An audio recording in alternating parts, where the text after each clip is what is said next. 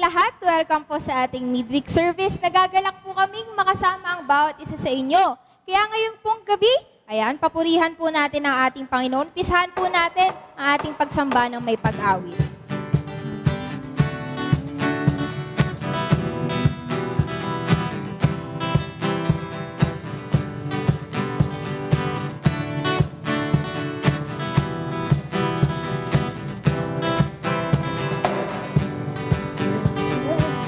Your name in the land that is plentiful, where streams of abundance flow. Blessed be your name. Blessed be your name when I'm found in the desert place. Though I walk through the wilderness, blessed be your name. Every blessing you pour out, I turn back to praise. When the darkness closes in, Lord, still I will sing. Blessed be your name of the Lord. Blessed be your name. Blessed be the name of the Lord. Blessed be your glorious name. Blessed be your name when the sun's shining down on me, when the world's all as it should be. Blessed be your name. Blessed be your name on the road marked with suffering, though there's pain in the offering. Blessed be your name. Every blessing you pour out, I'll turn back to praise. When the darkness comes in, Lord, still I will say, blessed be your name of the Lord. Blessed be your name. Blessed be your name of the Lord. Blessed be your glorious name. Oh, blessed be the name of the Lord. Blessed be your name. Yes, Lord. Blessed be the name of the Lord. Blessed be your glorious name. Yes, Lord. Blessed be your name, Lord God. You give and take away, Panginoon. Come on, church, let's sing. You give and take away. You give and take away. My heart will choose to say, Lord, blessed be your name. You give and take away. Yes, Lord. You give and take away. My heart will choose to say, Lord, blessed be your name. Blessed be the name of the Lord. Blessed be your name. Yes, Lord. Blessed be your name of the Lord. Blessed be your glorious name. Blessed be the name of the Lord. Blessed be your name. Yes, Lord. Blessed be the name of the Lord. Blessed be your glorious name. Yes, Lord. Blessed be the name of you, Lord, Panginoon. Let's continue to worship our Lord God and put ourselves in His presence.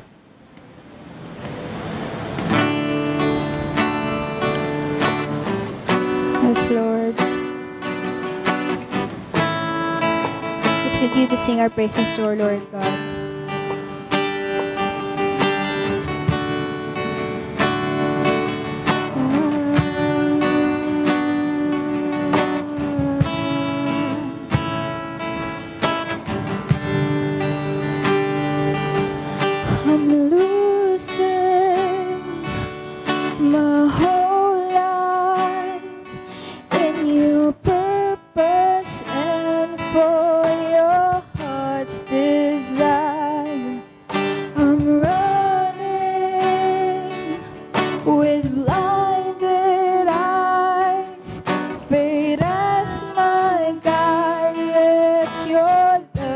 take flight for you.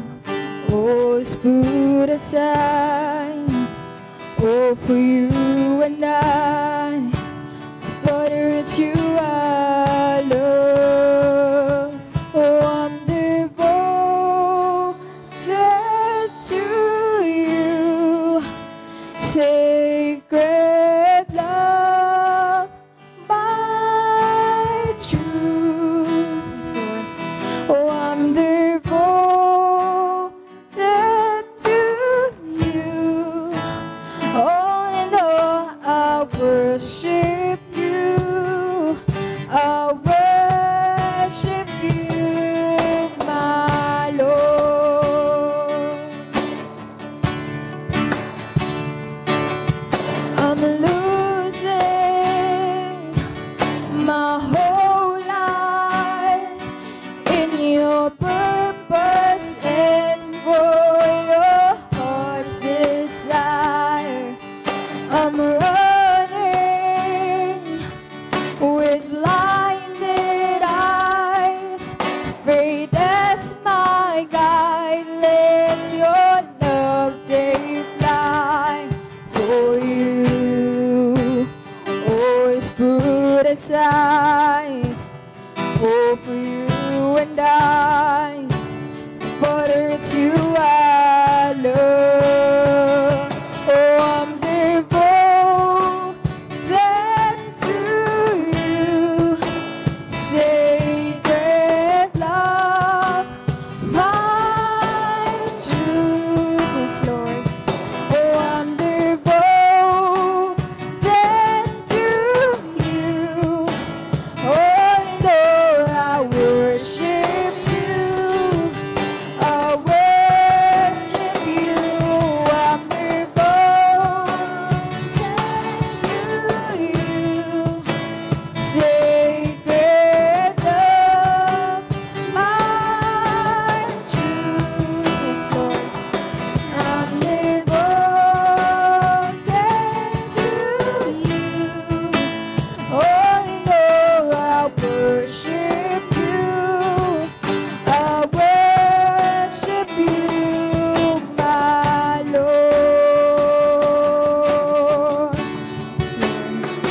We worship you tonight, Panginoon.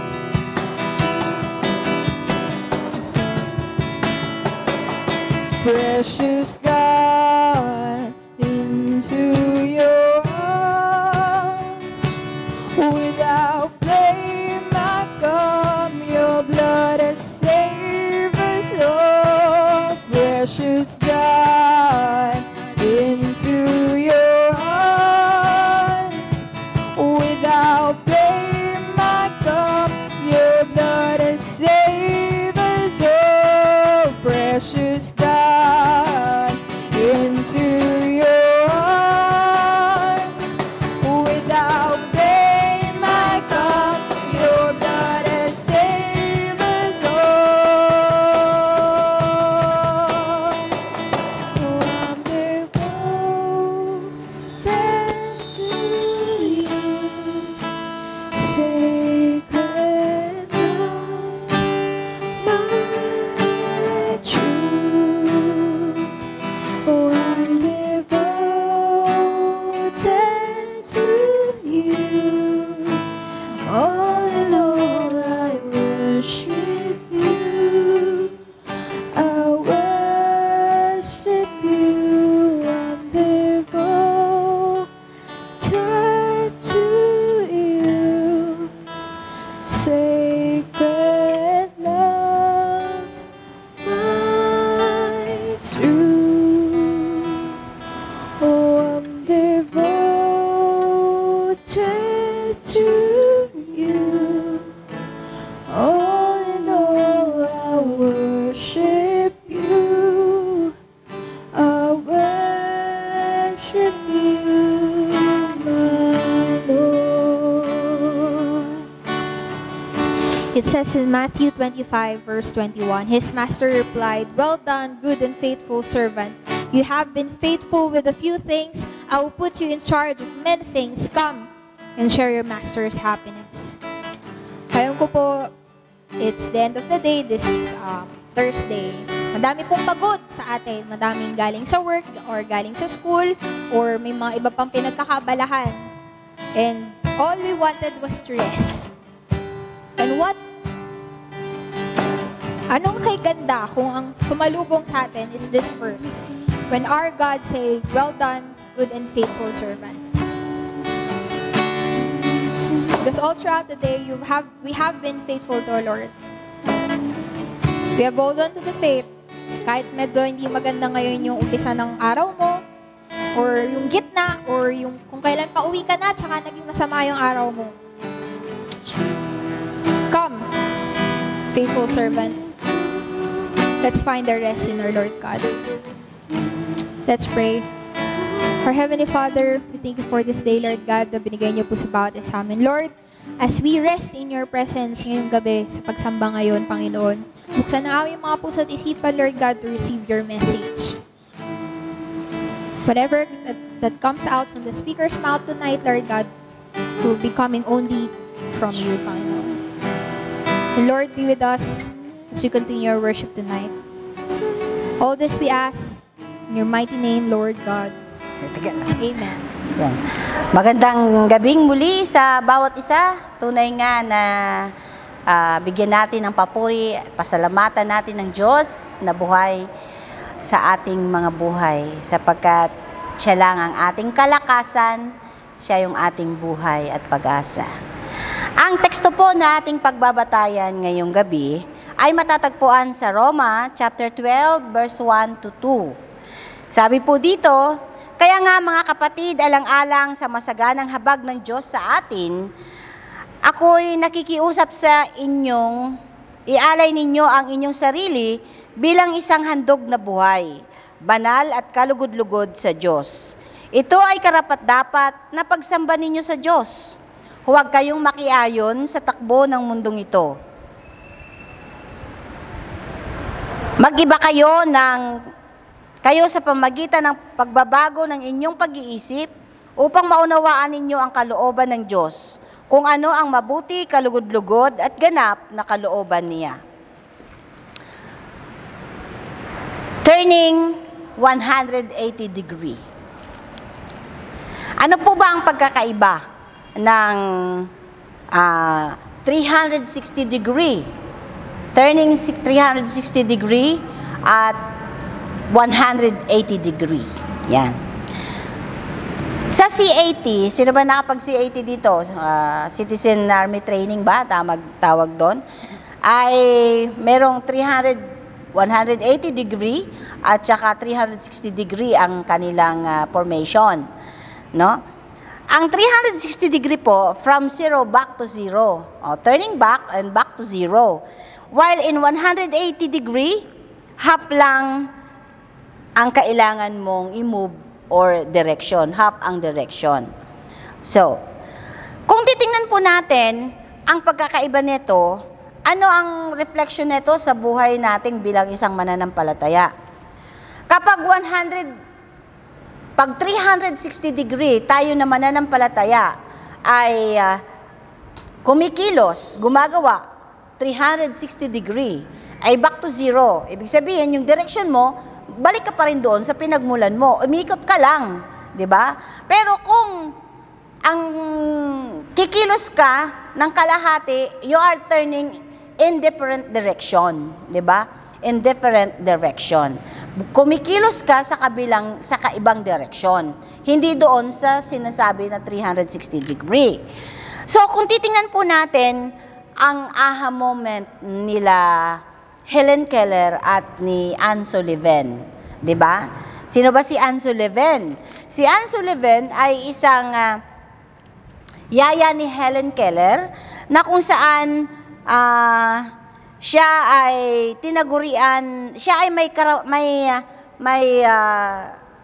may kapansanan sa mata, masabing bulag, no, half eye, no. Mayroon siyang eye disease. Pero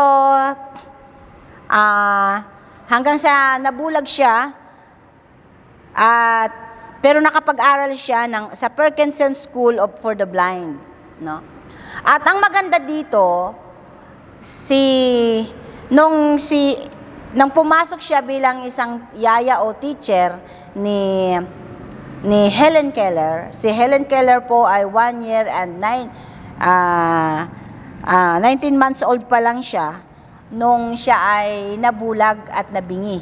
No? Bingi at bulag siya. So, walang makakaintindi sa kanya. Pero nung pumasok siya in 3 years to 5 years old, sa pamagitan ni Anne Sullivan, siya po ay nakakapag-communicate. No? Nakakapag-communicate.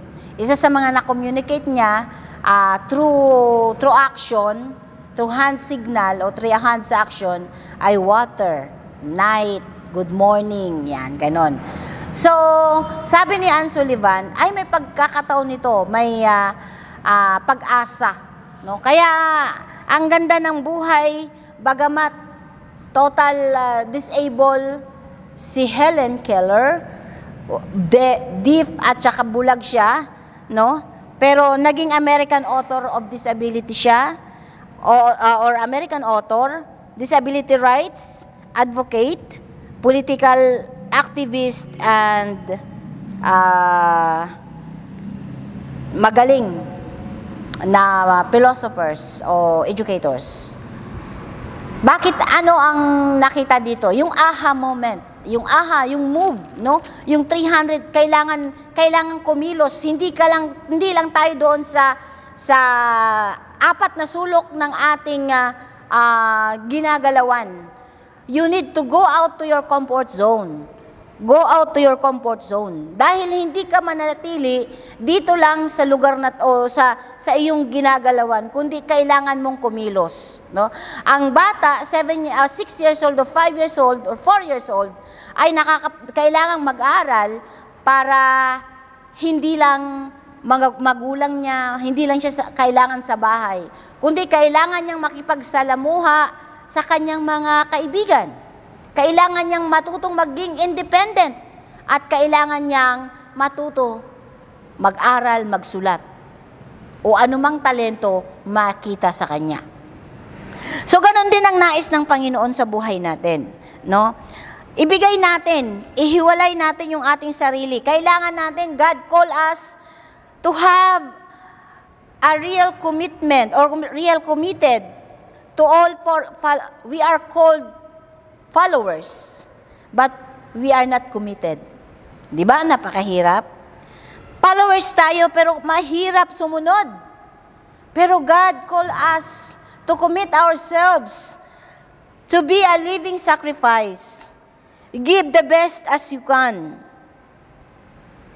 Pag hinihingi ng Diyos ang oras mo, give the best time. Give your best talent and give your best things that you have. Treasures. Di ba? May mga kapatid tayo na maaga pa lang, alam nila na napakalayo sila. Salamat na lang dahil meron silang sasakyan o whatever. Pero yung commitment nila, no? Ay doon na lang. Yung dedication nila sa time, ay ganun na lamang para maaga silang mag-travel para makapunta dito on time sa Sunday school. Minsan nakakahiya tayo kung alalahanin natin yung oras na sila yung nag-sacrifice, 4 o'clock in the morning, travel na sila going here para lang makapasok, makarating sila on time. Before 9 o'clock ng Sunday school nila, ay dapat nandito na sila. Hindi ba't napakagandang tingnan yun? Dahil committed sila sa paglilingkod. Kaya doon, no turning back, wag na tayong bumalik. Bumabalik ka nga, pero back to zero ka uli. Bakit? Kasi iba yung direksyon na ginagawa mo. Back to zero ka uli. Nasasaktan at nasasaktan ka uli. Pero sabi nga ng Panginoon, magbago ng perspective sa buhay. Diba? Renewing our mind. Kailangan nating baguhin from our perspective or objectives into God's perspective. Shifting toward seeing the world, ourselves, and others. I-shift natin, yung tingnan natin, balikan natin, baguhin natin yung ating paningin sa kabutihan ng Panginoon. Baguhin natin ang ating buhay, ang ating lifestyle to glorify God. Sa palagay ba natin, tayo ay worthy sa paningin ng Panginoon kung ang ginagawa natin ay kinagagalitan o kinamumuhian ng Diyos? Sasabihin natin, okay lang yun, Lord. Mahal mo naman kami, ang lawak naman ng grasya mo. Hindi po yun ang issue dito, mga kapatid. Tinuturuan niya tayo upang maging lumakad ng matuwid, ng maayos sa kanyang harapan. Sa totoo lang, di ba sabi nga, kung sukatan ng Panginoon, sukatin tayo sa kanyang sukatan, walang umabot sa kanyang panukala, walang umabot sa kanyang sukatan, sapagkat tayo lahat ay makasalanan. Pero let us go together, finding God's kingdom. Kung mananatili tayo sa dating ginagawa natin, routinary lang, yung struggle natin in life, at saka ay magiging talunan tayo at confused sa mga bagay-bagay. Let us desire to experience Spirit-filled life. Hanapin natin, ito bang ginagawa ko'y kalugod-lugod sa Panginoon? Through God's Word and inspiration of the Holy Spirit, we can do it. Ulitin ko po, through God's Word and the inspiration of the Spirit, we can do it. Dahil tutulungan tayo ng Diyos. Sabi sa Santiago verse 1 to 5 and the following verses, ngunit kung magkukulang ng karunungan ang mga sinuman sa inyo, ay humingi sa Diyos na nagbibigay ng sagana sa lahat at hindi nanunumbat, at ito'y ibibigay sa Kanya. Ngunit humingi siyang may pananampalataya na walang anumang pag-alinlangan, sapagkat yaong pag-alinlangan ay katulad ng isang alon sa dagat na tinutulak ng hangin at pinapadpad sa mga magkakabila. Sapagkat huwag isipin ng taong iyon na siya'y tatanggap ng anumang bagay sa Panginoon. Ang taong may dalawang akala ay walang tiyaga sa lahat ng kanyang paglakad. Mga kapatid, alalahanin natin na tayo ay pinili ng Panginoon. Huwag na po tayong bumalik sa dati nating ginagawa. Huwag na po tayong bumalik doon sa routinary activity natin. Kundi, tingnan natin ang kahabagan, ang biyaya ng Panginoon, yung gaano kabisa, kabanal, kaholy, yung pagkatawag sa atin ng Panginoon. Ikaw lang at nakakaalam, at ang Panginoon ang nakakaalam nun. Huwag nating sayangin ang pagkakataon. Ipaglingkod natin ang ating buhay sa Diyos at bumalik tayo sa Kanya. Ibahin natin ang ating daraanan at ipanumbalik natin ang ating sarili sa Panginoon. Tayo manalangin. Diyos na makapangyarihan sa lahat, sa iyong habag, kami po ay humihingi ng tawad sa inyo. Tulungan mo po kami, Panginoon, sa aming mga gagawin. Panginoon, ang aming mga ginagawa minsan ay napapawalang bahala ang oras para sa inyo. Naaagaw kami ng sanlibutan, Panginoon. At ngayon nga, Panginoon, nakakaranas kami minsan ng stress at paghihirap ng kalooban, Panginoon. Ngunit kung kami ay nasa inyo, kami, Panginoong Diyos, ay malaya na makakapagbahagi at makapagpatotoo sa buhay namin at makabigay kami, Panginoong Diyos, ng kalakasan sa aming kapwa. Tulungan mo kami, Panginoong Diyos, sa aming mga gagawin. Sa isang linggong darating na ito, Panginoon, ang iyong biyaya ay patuloy po naming makita. Mahabag ka po sa amin at sa mga nais na gumawa, Panginoong Diyos, ng kabutihan, at sa mga nais na sumunod sa inyo, Panginoon. Ang iyong kahabagan ang aming hinihingi, Panginoon. Gayon din, Panginoon, inabot po namin ang mga kapatid namin na ngayon ay nasa banig ng karamdaman. Ingatan mo po sila, samahan mo po sila, Panginoon, sapagkat alam po namin, Lord, Ikaw lang ang nakababatid ng kanilang mga buhay. Ikaw lang ang may hawak nito, Panginoon. Sa iyong layunin, sa iyong nais, sila ay gagaling. Sabi mo nga, Lord, sa iyong salita, Panginoon, sila ay gagaling, Panginoon. Sa iyong biyaya, Panginoon, sa iyong habag, sila ay gagaling at tatayo, Panginoon, upang magpurit magpasalamat. Panginoon, salamat po, sapagkat walang imposible sa iyo. Gagampanan po, magagampanan, Panginoong Diyos, ang iyong nais, kung kami, Panginoong Diyos, ay tuwirang susunod sa iyong layunin. Samahan mo po kami, Lord, muli sa aming lakbayin sa isang linggong ito. Ito pong aming samot dalangin sa tanging pangalan ni Jesus. Amen. At sa basbas, pagpalain kayo ng Panginoong Diyos ng ating Diyos Amang makapangyarihan sa lahat, at sa pamagitan ng Kanyang anak na ating tagapagligtas na si Jesucristong ating manunubos, at sa kapangyarihang taglay ng Banal na Espiritu Santo, sumaating lahat ito mula noon, ngayon, at magpasawalang hanggan. Amen. Amen.